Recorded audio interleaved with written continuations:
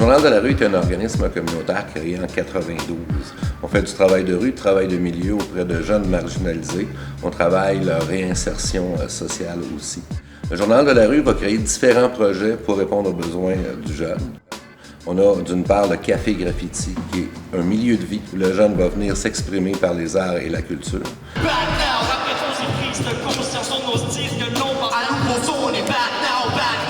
Le Café Graffiti, c'est une galerie d'art, c'est un milieu de vie, c'est un lieu de rassemblement. Le local est ouvert à tous, donc on peut voir des jeunes, des vieux, des hommes, des femmes, n'importe qui peut venir ici. Les utilisateurs, c'est-à-dire ceux qui fréquentent régulièrement le local, c'est en grande majorité des artistes de la culture hip-hop. On parle des graffeurs, on parle des danseurs, les b-boys, les DJ, les rappers, tout ça.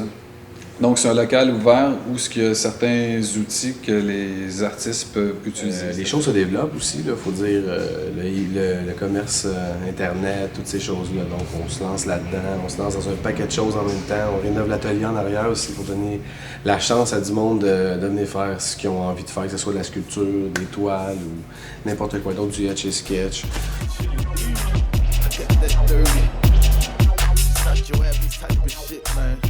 Le graffiti fait partie d'un monde underground de jeunes qui ont été marginalisés longtemps.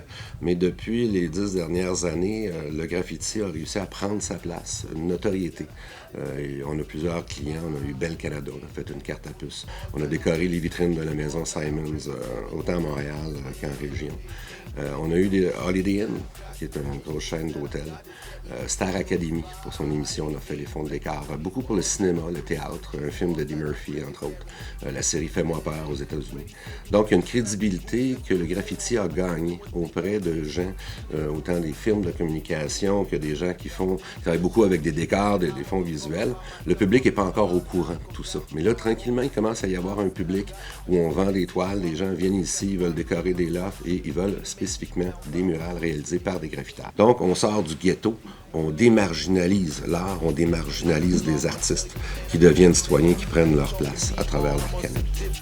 En même temps, le Café Graffiti va répondre à créer des emplois. Aux jeunes qui ont passé par chez nous, ils vont devenir des animateurs, des intervenants sociaux, qui vont travailler autant chez nous que dans d'autres organismes.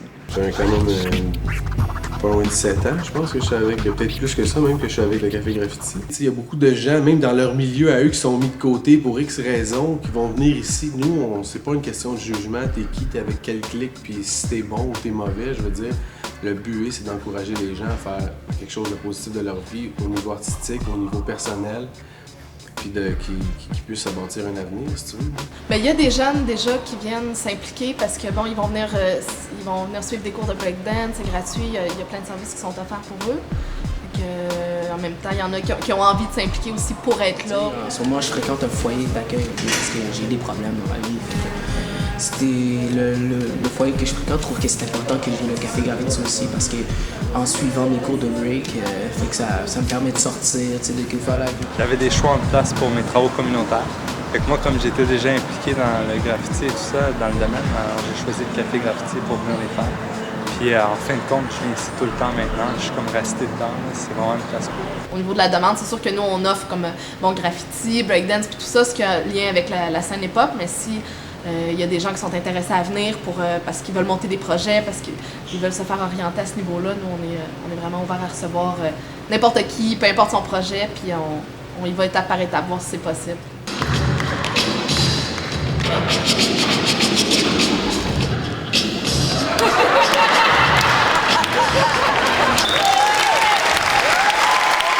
Oh, c'est pas vrai, pas vrai, pas vrai. Fuck.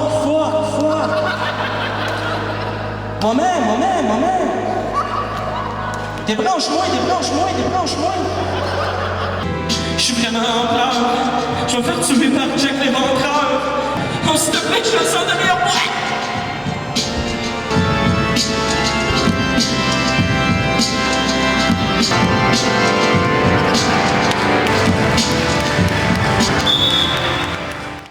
Et on a notre magazine, Reflet de société, un magazine de prévention, de sensibilisation sur les différents thèmes sociaux. Le journal de la rue est remis gratuitement à des jeunes marginaux qu'on va croiser pendant notre accompagnement.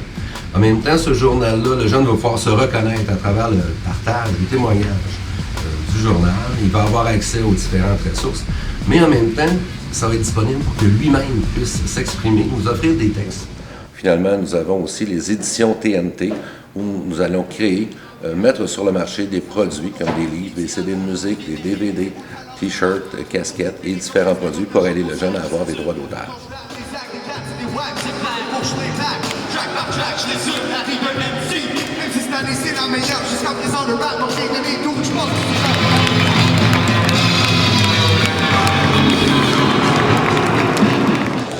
Café Graffiti, ça fait juste commencer.